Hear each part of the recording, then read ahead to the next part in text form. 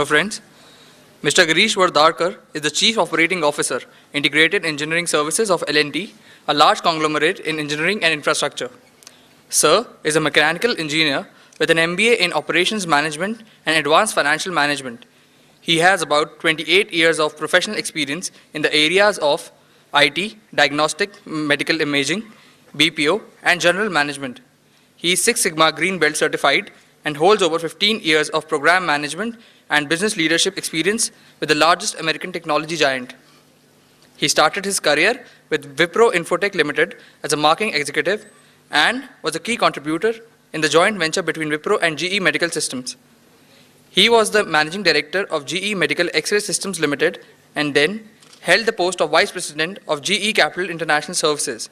He was instrumental in strengthening the leadership team and led the industrial business process transfers. He was the president and member of the board with KPIT Cummins Infosystems Limited. In L&T, he follows an operations axiom, one team, one goal, zero surprises. He has initiated numerous activities to achieve process excellence and to enhance the quality of talent in the company. Mr. Girish Vardharkar is an avid reader and is widely traveled and used to play golf. He also likes to listen to semi-classical and classical music. Sir, the stage is all yours.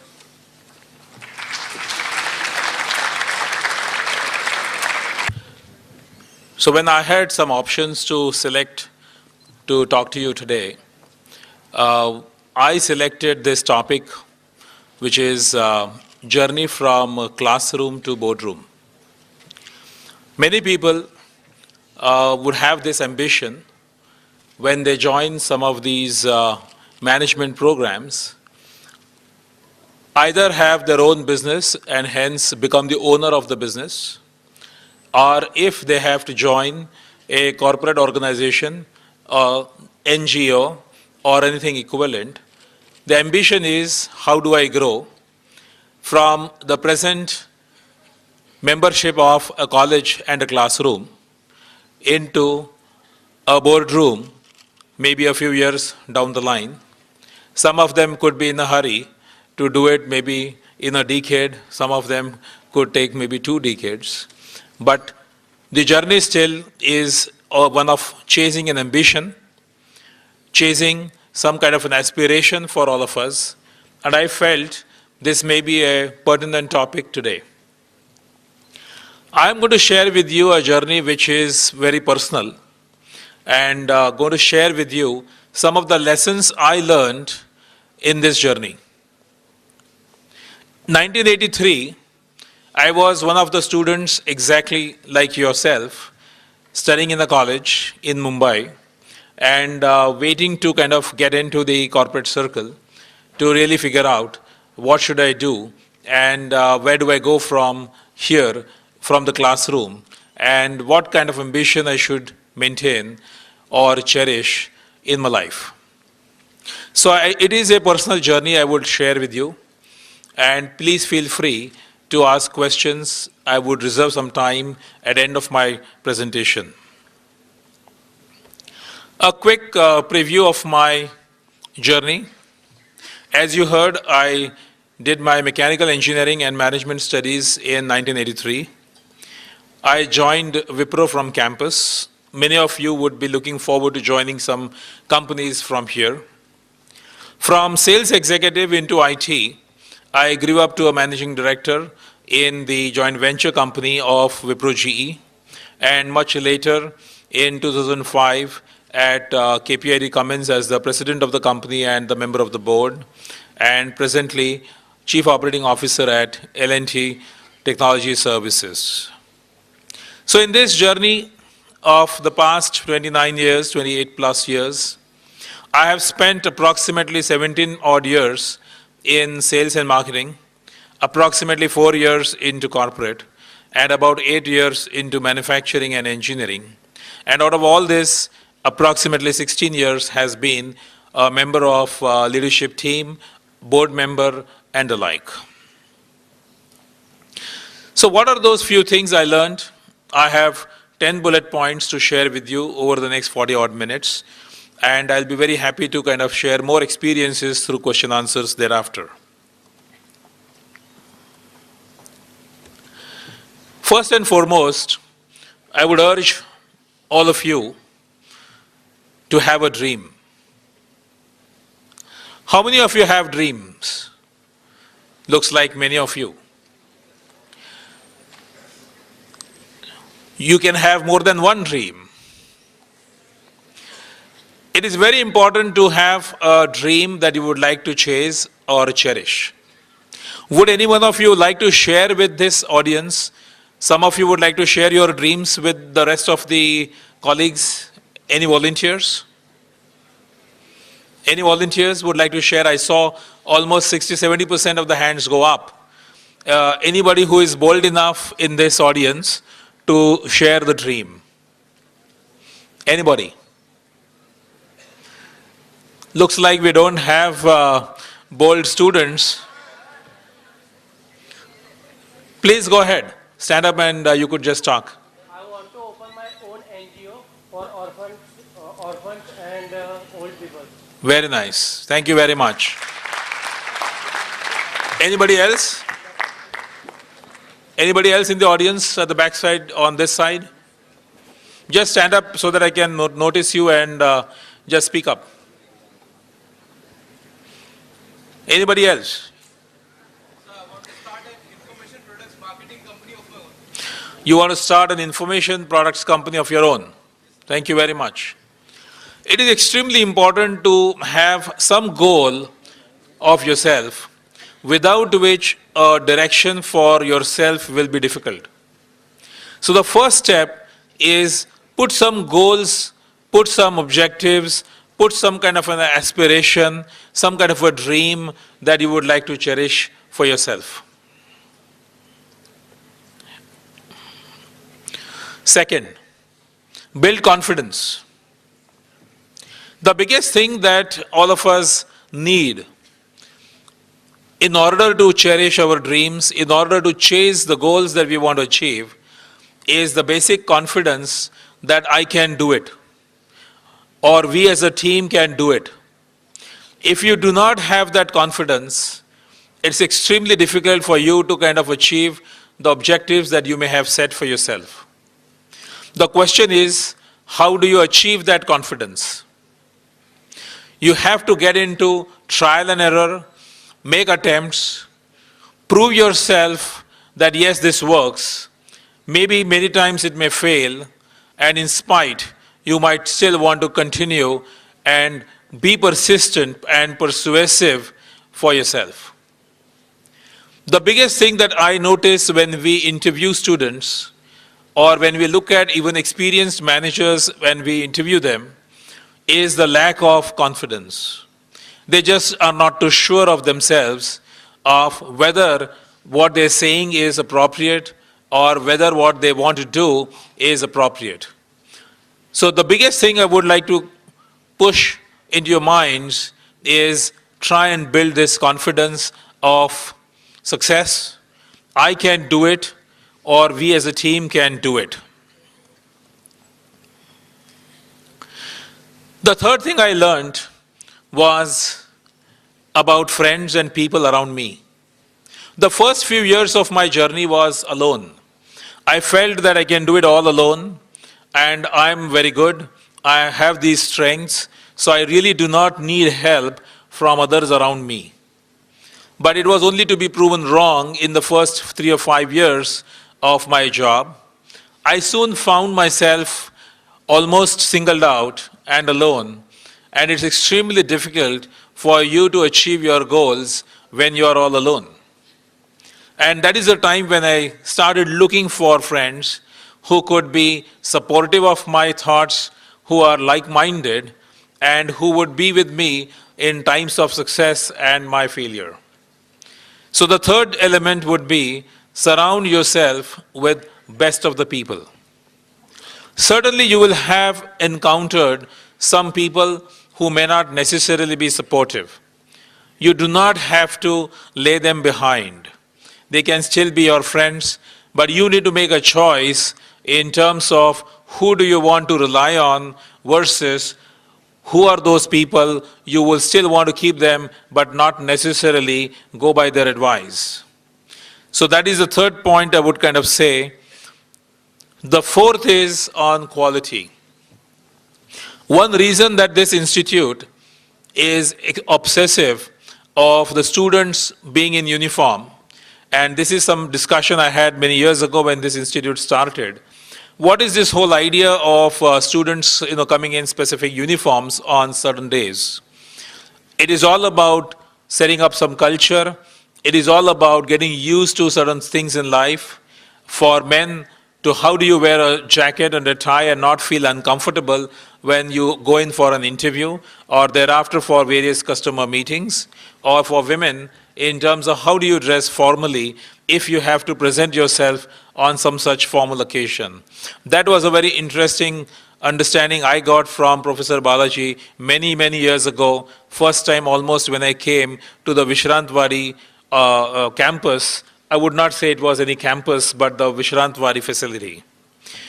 Being obsessive of quality means you want to expect the best out of others, but it also means you would like to deliver the best out of yourself to people around you, to your customers, to your employees, to your parents, to your family friends, and everybody else around you who matter to you. The other part in terms of the student's life, I would say, is whenever there is an assignment, I'm sure I don't have to remind you about how you present yourself on that assignment.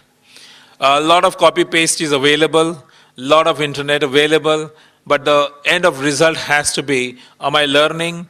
If so, how am I presenting my ideas and my data, my information? Is this of the right quality? Is this of the right measure? Will I be able to be distinguishing myself from the rest of the students in the class? Am I going to be ahead of the pack, or am I going to be one of the many in the pack? This is the key discussion or a decision you have to make for yourself if you are serious of making a serious career. If you want to be one of those many who are doing their jobs as usual, then it doesn't matter. But if you are aspiring to be going to the boardroom someday, it is extremely important that you be obsessive of quality. How many of you agree with this statement? I'm sure many of you have seen in your schools teachers and parents telling you that it is important to participate in a game. It is not very important that you win. You heard this before? But what I am professing right now is probably the opposite. It is extremely important to win. You don't play just to participate. You have to play to win. Anybody in the room who disagrees with this? Anybody in the room who disagrees with this statement? We need some controversy around here. There is one? Please go ahead. Please go ahead. I believe that without losing a few games, you cannot learn the skill of being a great player. Okay. You have to lose a few games. But do you go to the playground with a thought that I think I want to learn and hence let me lose today? Do you go to a playground with an objective of that sort? You don't, right? Unless it is a fixed match. Then the joy comes from playing. Joy comes from the journey, but not the destination. I agree with you, but you never step into the playground with an objective of, I think today I should lose. All of us want to enter the arena with a single objective. I want to play this game because I want to win. It's a different issue if you don't win, if you fail. So the key point I want to mention is, as you build confidence, you have to enter the arena into the corporate world that I'm here to win. I'm not here to generally, come by and, spend time and enjoy the place because it's a good journey to enjoy. I think that's the spirit I wanted to share with you. It is not a game just to participate and feel good about. It is a game where you have little choice but to win. If, of course, you're aspiring to be a member of the board of a company. If you're not aspiring so, it's okay. Then it doesn't really matter what you do. That's the point I was wanting to drive. How many of you have mentors or sponsors, even today as a student? Any one of you? I see some hands going up there. Can somebody stand up and tell me, what do you expect from the mentor or the sponsor? Please go ahead. I saw some hands going up the other side. Yeah. Any one of you? Any bold people around here? Many of you. Many of you. Looks like you are the spokesperson of the auditorium. Please go ahead. Please go ahead. Can we listen to his comment? So I think, sir, life is too long to live by your own experiences. Okay. So you should also try to learn from others' experiences so that you don't have to actually tread down the path and learn from your own experience, because it's a really time-consuming effort. So what the role of the mentor is here to teach you from his experiences as well as to criticize you in a positive manner, because sometimes it is not the question of what you don't know. Sometimes you don't know what you don't know, and that is where the role of mentor comes, to tell you this is what you don't know and this is Okay. what you should do. Any other alternate view on this topic? Any other alternate view on the subject here? I just saw some hands going up saying they have some mentors or sponsors. So can some of you share, what do you expect from your mentor or your sponsors, other than keep pushing you to success? So one of the things that is coming out is mentor has to be somebody like a mirror. The mirror will tell you your reality the way you are. Very few occasions individuals are able to measure for themselves. It is the mentor who is going to probably tell you what are your weaknesses, what are your areas of strengths that you need to build on. It's extremely important that you maintain some relationship, build certain relationships, and develop some of these people into becoming your mentors or guides. They may not necessarily be your teachers or your bosses in the companies. They could be anybody who is external to you, not necessarily who you have been working with. The mentor will be your real guide, and 5 years, maybe 10 years down the line, you will recognize the importance of having such a mentor, because there will be crossroads where you may be finding it difficult to make certain decisions. It is the mentor at that time who may provide you certain choices. How many of you have read this book on Brand Me? Anyone have read this book? It's an old, about 15 to 18 years old book. I would recommend you have a look at it. How many of you believe and trust in this paradigm, which is you must have a personal brand? Why do you think it should be? You know the by now. Anybody who puts their hands need to answer it, right? First important to probably being a marketer, probably have that perspective. If I want to sell something, I need to first sell marketing. So can you share with this audience, what is the explanation of your personal brand? What do you stand for as a brand, yourself, as an individual? Yeah, you can just explain what do you stand for if you can. So you stand for ethics. So that's the kind of brand you would like to build yourself in. Excellent. Anybody else would like to share? I saw some other hands going up. Anybody else? Why do you think this is going to help you as a personal brand? Why do you think it is going to help you? Anyone at this side? Yeah? Anybody in the audience this side?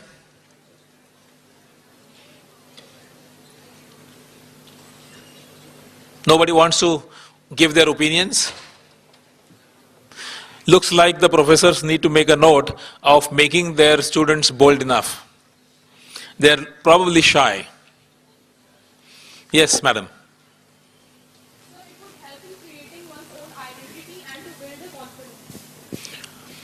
So would you like to share what's your identity as a brand? So I believe in ethics, same what we do, that is all. So imagine now you were to move into a boardroom. What kind of a brand you would like to carry for yourself besides ethics? A brand is you're known for something.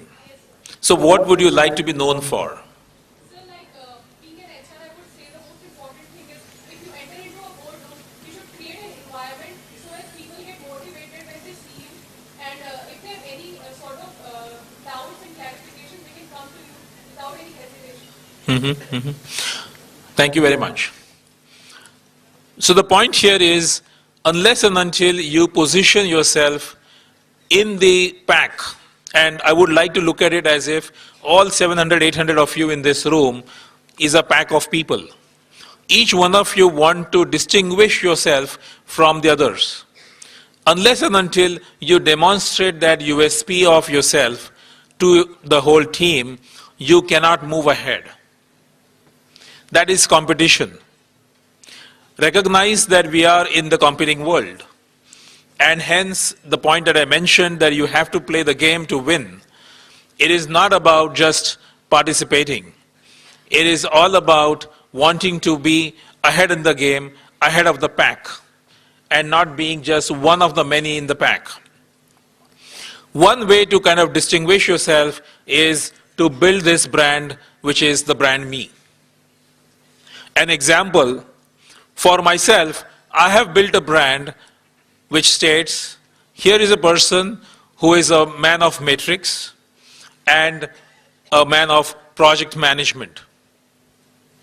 So that's the brand I have built for myself.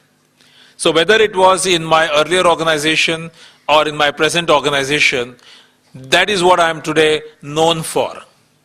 So as a Chief Operating Officer, expectation is what kind of measurements I put to place in terms of performance and various measurements, what type of matrix I put to place, how do I put those systems and processes in place, and what kind of program management or project management techniques or tools I bring to table. That's the brand that I have built, and that is the reason why people will want to talk to me in the current company or my peer group companies when I am invited to talk to various customers. That is exactly what they would like me to share. And it has been built consciously, because you have to identify your strengths, you have to identify the white spaces, and then make certain decisions in terms of the kind of brand that you would like to build for yourself. Does this sound familiar? Or it's just too early to say yes? Anybody who would like to interpret this? Anybody who would like to interpret this? Go ahead. It's a matter of fact. I'm sure everybody will agree, unless somebody disagrees with me.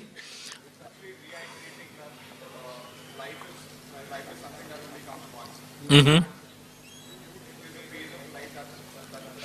So what are the few things expected out of young people?